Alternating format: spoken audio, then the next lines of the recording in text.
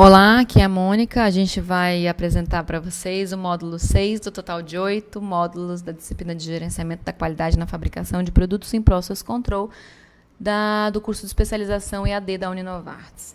Então, o tema da aula de hoje é validação de processo. A concepção de validação é que é um ato de tornar válido, de validar, de legitimar e dar firmeza legal. É um verbo transitivo direto, então se a gente conjugar, a gente vai tornar, declarar, legitimar. O que eu estou querendo dizer? Que não é um procedimento passivo, um procedimento teórico. Validação é um ato de desafio, é um ato de análise, onde você faz um protocolo de desafio, onde você se debruça sobre o processo e analisa quais são os pontos que você tem que olhar para você ter certeza de se eles são mesmo críticos ou se eles não são críticos. Se coisas que você achava crítico passam a se demonstrar estatisticamente não críticos, você não vai mais se preocupar tanto com eles, você talvez não tenha que inserir tantos controles em processo, você tenha maior controle sobre o seu processo. Então, a gente desenvolve um protocolo, porque a validação, ela realmente é um ato de desafiar, de você carimbar, atestar, dar a sua palavra, tá? Tornar válido. Para isso, a gente tem que lembrar para vocês que validação já foi abordada nos 10 princípios das boas práticas de fabricação e vocês têm obrigatoriedade de reler o parágrafo ou a parte sobre validação contida na RDC 17 de 2010, porque é importante vocês entenderem que a validação é presente e atuante em todos os setores da indústria farmacêutica, não apenas para a validação de processo. Então, a Lei 4, como eu já falei para vocês, ela é a lei que tem uma maior correlação com todas as outras leis. A Lei 10 a gente colocou aqui por fora da estrela, porque é uma lei que fiscaliza todas as outras, ou seja, fiscaliza o cumprimento da política de boas práticas, mas a Lei 4 ela só é realizada se eu realizar as outras leis. Então, eu só consigo validar se eu tiver procedimentos escritos, se eu tiver um protocolo feito, se depois da validação eu gerar um relatório de validação, se eu preencher todos os RQs, se eu conseguir rastrear tudo isso, se eu analisar a minha produtividade, a minha manutenção, a minha higiene, o meu controle. Então, eu não consigo validar se eu não tiver todas as outras leis implementadas e eficazes dentro da minha política da qualidade. Então, a gente começa, às vezes, a ter algumas confusões de conceitos. Se validação é um ato, é um desafio para provar que aquele processo gera produtos dentro da especificação, o que é qualificação? O que é verificação? O que é certificação? O que é calibração? Bom, então, quando a gente olha para essa pirâmide, a gente consegue ver que existe uma correlação entre esses termos. Verificação é quando a gente verifica algo, alguma medida, alguma ação. Então, eu vou dar um exemplo. Se eu vou dar um exemplo de, pensando em controle de qualidade, vou em um equipamento, uma balança. Então, eu pego uma balança, eu coloco um peso padrão sobre a minha balança, meu peso padrão tem 200 gramas e a minha balança dá 199. Então, quando eu faço essa observação, eu estou verificando se está conforme ou se não está conforme, se precisa de uma medida corretiva ou se não precisa de uma medida corretiva. Então, eu posso colocar que marcou 199, mas eu vou fazer uma ação corretiva, que é a calibração, que é um ajuste. Eu vou ajustar para que aquela balança passe a considerar aquele valor como 200 gramas, que é o valor do meu peso padrão. Isso eu faço diariamente, com pH-metros, com balanças, com termoigrômetros e etc. Mas eu preciso fazer uma certificação, pelo menos anual. Pode ser a cada 6 meses. A certificação ela tem que ser pensada de acordo com a utilização de equipamentos. Equipamentos que têm um desgaste muito alto, que são muito utilizados, podem ter uma certificação com um prazo menor. Estou dando um prazo médio de 1 ano. A certificação é quando essa calibração e essa avaliação ela é feita por uma empresa externa, por uma empresa cadastrada no Inmetro como uma empresa que permite dar um certificado de calibração. Por quê? Porque ela não vai usar só um peso padrão ou um termopar. Ela vai usar um conjunto de padrões. Ela vai calibrar a sua faixa inteira de pesagem da balança. Então, ela vai usar todas as faixas de peso para que você tenha certeza exata de que aquela calibração que você está sendo feita diariamente, com o menor número de pesos e etc., está sendo adequada para que a sua balança continue dentro dos padrões. A qualificação, eu vou dar um exemplo de um equipamento HPLC, que é um cromatógrafo líquido, que é a disciplina de cromatografia que vocês têm também pelo curso de especialização. Um HPLC ele tem vários instrumentos, e vários instrumentos que são calibrados. Então, o HPLC tem uma bomba, o HPLC tem termômetro, porque ele tem um dos fatores que você pode mudar no HPLC é o tempo de forno, temperatura do forno. Se você consegue controlar a temperatura do forno de 29 para 30 graus Celsius, é porque existe um controle nessa temperatura, então existe um termômetro. Se existe esse termômetro, ele tem que estar calibrado. Existe um amostrador nesse HPLC que puxa 200 microlitros para mim.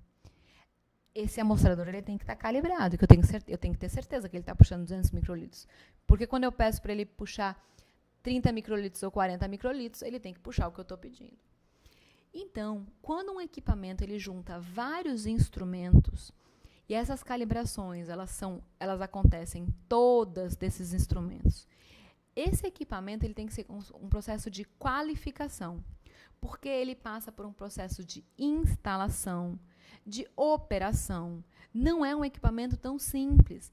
Ele é um equipamento, muitas vezes, que precisa de um software, que precisa de um treinamento de manuseio no software. Muitas vezes ele precisa ter uma calibração interna, além da externa. Ok. Então, qualificação é quando a gente atesta que aquele equipamento tem condições de ser usado para a finalidade que ele se propõe. Quando você pensa no equipamento, você pensa só no equipamento, sem na amostra. Você pensa no equipamento, na capacidade dele em ter energia, em acender todas as luzes, em soar todos os bips sonoros, em ter as travas de segurança. Você pensa no equipamento, você fala, um equipamento está qualificado quando ele tem condições de operar como o manual de instrução peça que ele opera. Tudo bem.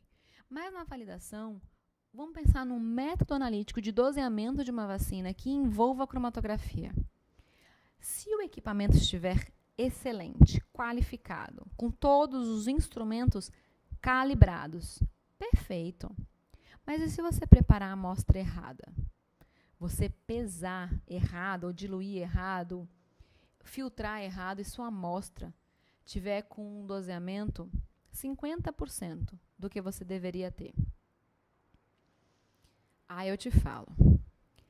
A validação, ela avalia a técnica analítica, o emprego daquela técnica analítica para aquela amostra, naquele equipamento, através desta forma de processamento da amostra. Então, quando eu avalio uma metodologia analítica de doseamento de uma vacina por HPLC, eu analiso o quê? Qual vacina que é? Será que a vacina que eu estou analisando, ela tem resposta no detector do meu cromatógrafo? Sim, não. Estou usando um cromatógrafo de massa, estou usando um cromatógrafo de DAD, estou usando um cromatógrafo de UV. Se eu estiver usando o cromatógrafo errado, eu não vou ter sinal nenhum. Então, eu nunca vou quantificar o doseamento, meu doseamento sempre vai ser 0. Então, não adianta você achar que o equipamento HPLC resolve tudo. A sua molécula, o seu analita, ele tem que ter resposta frente a esse detector. Tudo bem. Segunda coisa que você vai analisar é o seguinte, os recipientes do meu produto farmacêutico, eles estão interferindo, eles estão somando a resposta analítica que está sendo atribuída ao meu fármaco? Ou seja, existe uma seletividade ou uma separação? Beleza, se houver, eu posso continuar. Eu vou te perguntar, a forma de processamento está sendo eficaz para eu extrair aquele elemento ativo da vacina para a amostra? Será que eu estou sonicando pelo tempo adequado? Será que eu estou colocando solvente orgânico adequado para fazer lise de alguma célula? Será que eu estou fazendo o processamento da amostra para que, caso eu tenha o teor do que eu quero analisar na amostra, esse teor seja transferido para a amostra em microlitros que vai ser injetada no detector? Porque eu posso ter um falso resultado negativo. Eu posso estar perdendo lotes porque eu acho que não tem teor. Mas, na verdade, eu não estou conseguindo fazer uma extração sólido, sólido, sólido, líquido do que eu quero analisar como analito por meio da amostra. E eu também vou estar analisando a influência da capacidade que o técnico tem de estar bem treinado. Por isso que o técnico ele tem que ser qualificado, da mesma forma que o equipamento. Por quê? Porque eu tenho que acreditar que qualquer pessoa daquele controle de qualidade pode realizar o mesmo ensaio. Da mesma forma que eu posso usar aquele equipamento e mudando sempre vários lotes. Então, a qualificação ela é para técnico, ela é para equipamentos, é para áreas fabris, porque eu qualifico uma área fabril, porque uma área fabril é quase que um equipamento. São vários instrumentos calibrados juntos. Então, uma sala climática é uma área fabril. Uma sala com classificação de partículas dispersas por metro cúbico de ar com pressão positiva. É como se fosse um equipamento de controle de pressão de ar. Eu qualifico. E a validação é quando eu já coloco outras coisas. Eu coloco a capacidade técnica da minha metodologia. Será que ela está na faixa linear? Será que ela está na faixa exponencial? Será que eu estou na faixa correta? Então, assim, a validação ela é realmente mais abrangente e ela precisa que tudo esteja qualificado para ser executado. Então, eu posso validar processo fabril, limpeza, métodos analíticos, sistemas computadorizados, transporte e água. E eu posso qualificar equipamentos, utilidades, treino de pessoas, áreas e fornecedores.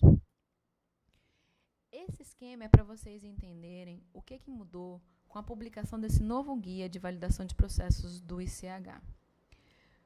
Hoje, a concepção da validação é que a validação de processo, tá? Como vocês viram, existe validação de método analítico, transporte, software. Eu estou falando da validação de processo. Ela inicia com o requerimento do usuário, ou seja, a compra de um equipamento pela empresa. Então, essa aquisição ela vai ter uma verificação no fornecedor, vai ter calibração, vai ter um comissionamento. Aí, esse equipamento vai passar para qualificação. Aí, esse equipamento vai ter qualificação de instalação, qualificação operacional, qualificação de performance, que já é propriamente dita a validação, iniciando. A validação, como é que ela se divide? Antigamente, a validação era considerada só quando o produto já estava lá, não considerava o desenvolvimento, considerava o processo já desenvolvido. Hoje, não. Hoje, a validação tem 3 fases. O processo de desenvolvimento e a transferência de escala é a fase 1. Porque é a fase onde eu defino as minhas variáveis críticas, onde eu defino quais são os pontos que vão ter que ter controle em processo. Eu elaboro um plano de amostragem pensando no tamanho do lote que eu irei produzir. A fase 2, ela é de acordo com os 3 primeiros lotes industriais que eu estou produzindo. Então, eu vou avaliar os pontos críticos, os controles em processos e amostragem, o controle em produto acabado. Ela pode ser feita de forma prospectiva ou concorrente. O ideal é que ela seja feita de forma prospectiva. E o monitoramento é a fase 3.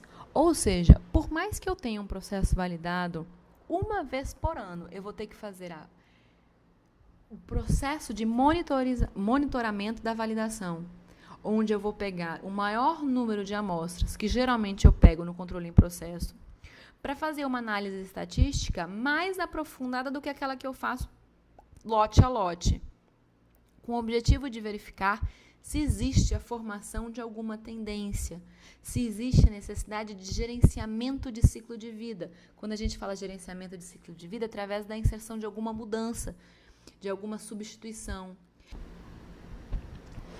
Os benefícios da validação. é um conhecimento profundo sobre o processo, sobre a robustez do processo. Conseguir reduzir o número de falhas ou risco que o meu processo tende a uma falha.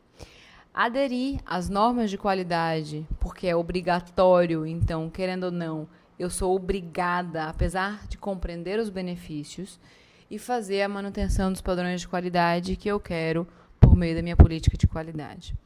O planejamento da validação vai começar com os planos de qualidade que eu tenho para cada método, com os objetivos do método e pensar os recursos que eu tenho, então o tempo, o dinheiro, as pessoas, até que ponto a minha equipe vai me dar suporte, eu tenho que contratar uma pessoa terceirizada, quais são as minhas dificuldades, fazer todo o levantamento de documentações e registro dos dados que eu preciso. Então, o plano de mestre de validação, ele é o documento que vai nortear a você escrever o protocolo de validação. Nesse plano mestre vai ter uma descrição detalhada da estratégia, das responsabilidades e objetivos esperados para que um projeto tenha assegurar as instalações, os sistemas, as utilidades, os processos, para que atendam os requisitos previamente especificados por um padrão de qualidade. Qual é a ideia? É um documento anual, onde você todo ano vai colocar as validações que você vai executar naquele ano, as validações que você vai monitorizar, ou seja, reavaliar. E nesse documento vai ter a sua política, ou seja, como é que as validações são executadas, quais são as condutas, o que é aceitável. É o documento onde traz a política da validação para a sua empresa. Nesse você vai escolher quais são os processos candidatos à validação. Porque quando você fala validação de processo, na verdade você tem que pensar se é uma validação de linha produtiva ou de um equipamento ou um processo único. Então, você vai pensar qual é o candidato que vai melhor representar aquela situação. Se é um processo novo, se é um novo equipamento, se é um processo que tem algum problema. Vamos supor que você tenha uma fábrica assim, super redonda, super adequada dentro dos padrões de qualidade. Então, chegou um equipamento novo que a sua equipe de controle de mudanças falou que justifica uma validação, você vai fazer uma validação. Mas caso você seja uma fábrica já que está implementando uma política nova da qualidade, que tenha certos desafios, que tem muitos métodos para serem validados, você vai ter que escolher uma forma de priorizar por qual processo você inicia, por qual linha produtiva você inicia. E aí você pode, pela ideia da criticidade, então você vai escolher os produtos que causam maior dano, como os estéreis, os injetáveis, ou então você pode priorizar pela questão financeira, de eu vou deixar validado o produto ou a linha produtiva que me dá mais lucro, porque se eu for inspecionado e tiver que parar a comercialização, vai ser que vai ter maior prejuízo financeiro para a minha empresa. Existem 4 tipos de validação: prospectiva, concorrente, retrospectiva e revalidação. Só que o terceiro tipo, a retrospectiva, só existe hoje na definição, porque já foi proibido pelo órgão regulatório de se registrar produtos por meio desse tipo de validação, porque não é uma validação que se julga suficiente, que se julga adequada de acordo com as definições. A validação prospectiva é um tipo de validação que você tem quando você está com um novo produto que nunca foi produzido ou uma nova área de fabricação que vai ser inaugurada. Então, assim, você nunca produziu aquele produto antes. Então, você vai fazer de forma organizada, de forma prévia. Então, você vai reunir todos os esforços e as funções técnicas para que você tenha documentos, áreas, e o seu objetivo é demonstrar, né, que o produto ele é produzido com confiabilidade. Você vai usar os primeiros 3 lotes industriais. Os lotes pilotos que são feitos para o registro não são considerados lotes passíveis de validação de processo, porque não são lotes após o registro, não são lotes comerciais. E no Brasil as pessoas usam, como eu te falei, 3 lotes, mas é no mínimo 3.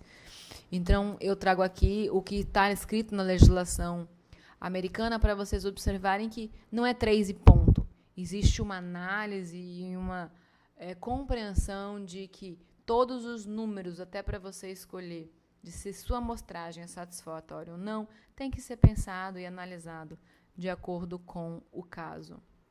A vantagem da validação prospectiva é que, como você tem um estudo de estabilidade que te dá os valores de variação de estabilidade, você consegue definir adequadamente os limites de liberação, ou seja, você coloca os limites de liberação onde, em toda a sua liberação, garante que por 2 anos o seu produto ainda vai estar dentro daquela margem de estabilidade necessária para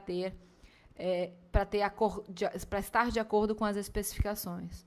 Porque quando você define um prazo de validade, você tem que pensar que no último dia do prazo de validade, o produto ainda tem que ter características físico-químicas e microbiológicas para ter condições de ser avaliado dentro das especificações. E aí você consegue definir limites para sua validação inferiores a esses limites de liberação de lote. Então, você valida, você garante que se seu processo passou por validação, é como se você estivesse passando com uma moto por uma estrada bem larga, como foi aquele exemplo. Pequenas variações que venham influenciar o seu processo vão ser rapidamente identificadas, rapidamente corrigidas, mas de qualquer forma, você não vai ter saído em nenhum momento da pista central, do seu limite inferior e superior, porque você tinha uma margem de variabilidade sobre a média que garantisse que seu produto não saísse das especificações. Então, é interessante porque quanto melhor for a validação do seu processo, mais segurança você tem que seu produto vai ter uma margem adequada e satisfatória para que ele não gere produtos fora da especificação.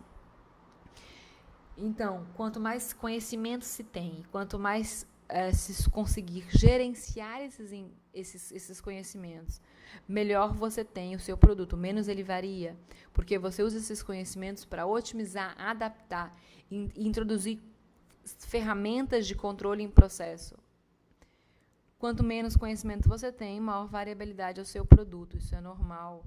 E aí, menos capacidade você tem para fazer qualquer medida corretiva, porque, na verdade, você tem informações tão pequenas que você não consegue nem chegar a um conhecimento. Vou dar um exemplo daquele caso da variação em ciclos que vocês viram no histograma. Quando eu tenho uma variação em ciclos, eu tenho que fazer uma amostragem muito intensa para conseguir observar essa formação da tendência em ciclos. Se eu faço uma amostragem pequena, eu só vou ver um ponto em cima, outro ponto embaixo, um ponto em cima, um ponto embaixo. Eu posso falar que é uma variação aleatória em relação à média positiva e negativa. E não necessariamente eu evidencio essa questão polinomial. Isso significa que essas informações precárias, com poucas amostras, não me permitem nem gerar conhecimento sobre o meu processo, muito menos controle. Se eu não tenho conhecimento que meu processo não é um processo normal, que meu processo sofre uma interferência que não é aleatória, uma interferência inerente a ele, eu não consigo controlar, porque eu não conheço o meu processo. A validação concorrente é aquela validação que eu já tenho o meu processo em desenvolvimento em rotina na fábrica. Então, o processo já é feito, ele é aplicado para alguns lotes que precisam de uma revalidação. Então, toda revalidação ela é considerada concorrente, porque o produto não está descontinuado, o produto já está sendo feito. Então, a partir da data que eu decido revalidar, eu pego os próximos 3 lotes industriais, no mínimo, e faço a revalidação. Não é simplesmente pegar os 3 próximos lotes, é pegar os 3 próximos lotes depois de ter feito um protocolo de validação que tivesse calculado qual é a amostragem da validação, porque a amostragem da validação ela é sempre muito maior do que a amostragem para controle em processo. E também não só o número de amostras é maior, mas o número de pontos a serem amostrados é maior. Porque o objetivo com a validação é a geração de informação, é a geração de conhecimento, é amadurecimento dos dados estatísticos. Então, eu preciso realmente ter dados estatísticos que me suportem certas suposições, certos direcionamentos. Então, não é só pegar os 3 próximos lotes e conduzir normalmente. Eu vou conduzir com um olhar de validação, ampliando a minha amostragem, ampliando o número de pontos a serem amostrados e sempre baseado no meu protocolo previamente aprovado. A validação retrospectiva, aí eu vou falar rapidamente sobre ela, porque, como eu já falei, ela não é mais aceita.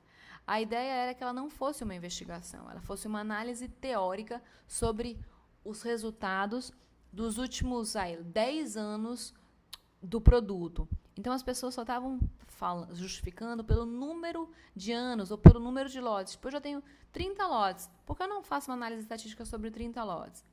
Porque, apesar do número de lotes realmente ser muito significativo, você não fez necessariamente um número de amostragens ou pontos de amostragens diferentes que lhe permitissem uma observação daquele comportamento. Então, vamos supor que nos 30 lotes que você tem, você está observando a mesma coisa. Mas se você estiver observando falhas, se você estiver ocultando falhas inerentes ao processo, essas falhas vão estar mascaradas nos 30 lotes que você avaliou. Então, o processo de validação, ele realmente é diferente. Ele desafia, ele não só monitora. Ele desafia porque ele quer, no final da validação, ele quer falar o seguinte: tais e tais e tais pontos que eu julgava crítico não são estatisticamente significativos. Não preciso ter controle em processo sobre eles.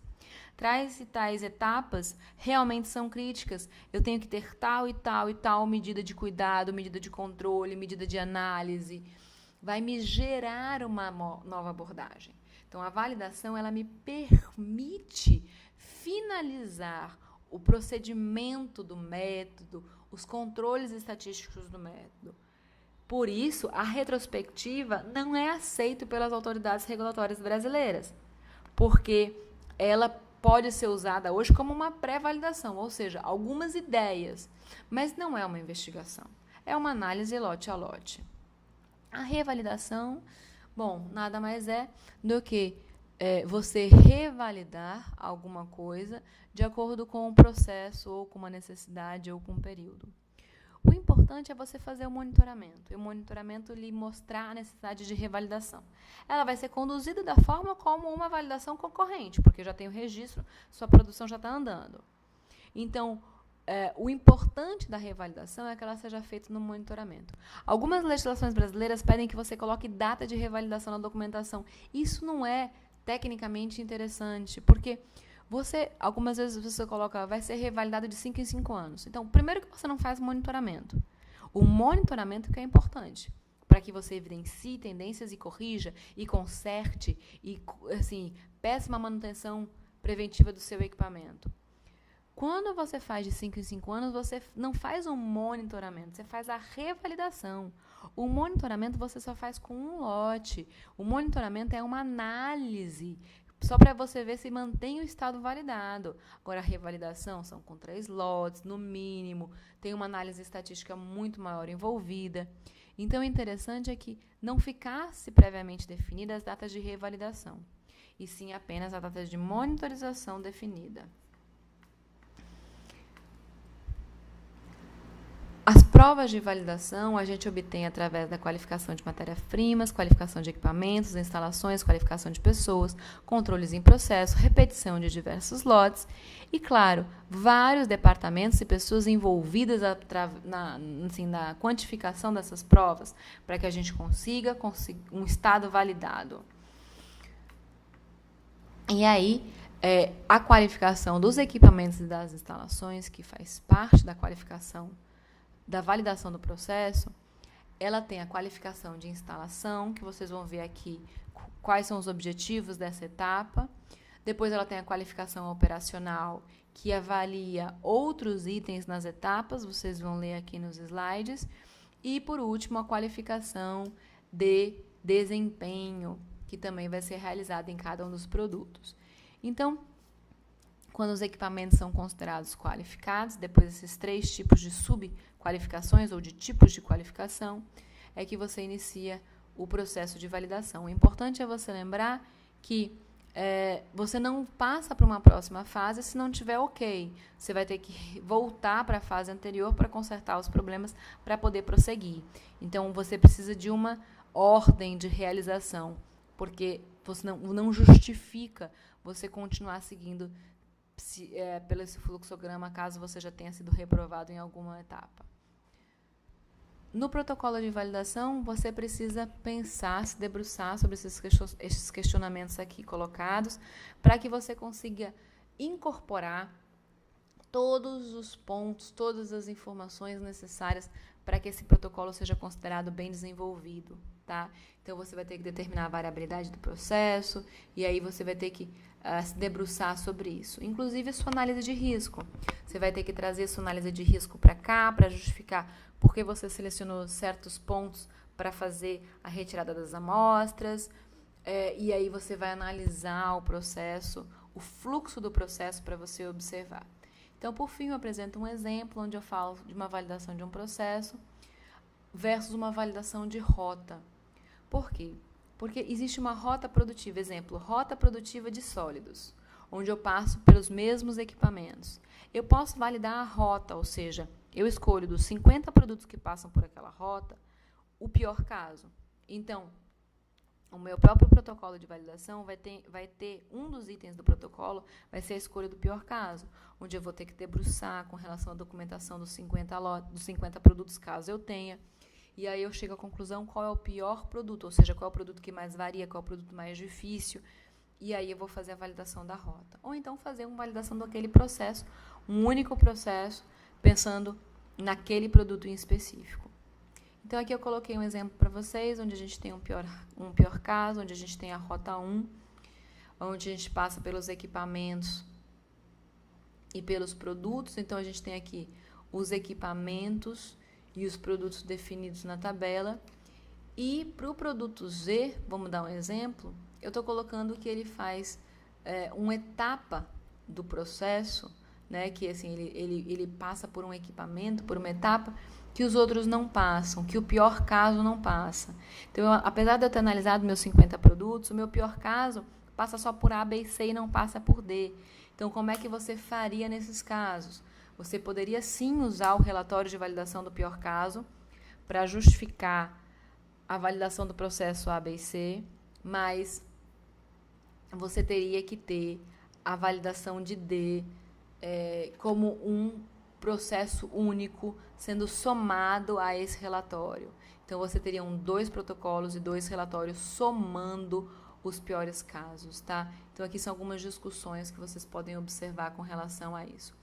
E aí, ainda tem umas questões de validação de processos biotecnológicos, que tem algumas assim, questões que a gente tem que observar de acordo com a biossegurança, a classificação do grupo de risco, daquele produto que vai estar sendo produzido pelo processo que eu estou querendo validar.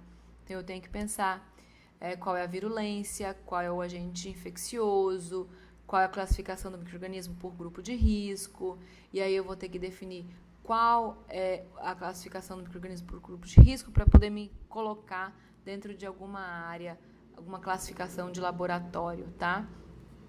Aí eu vou classificar o meu laboratório, vou saber qual é o tipo de condições que eu preciso ter para que o meu processo possa ser conduzido dentro dessas condições. Então, eu peço agora que vocês façam a atividade 6 e a gente se vê em breve.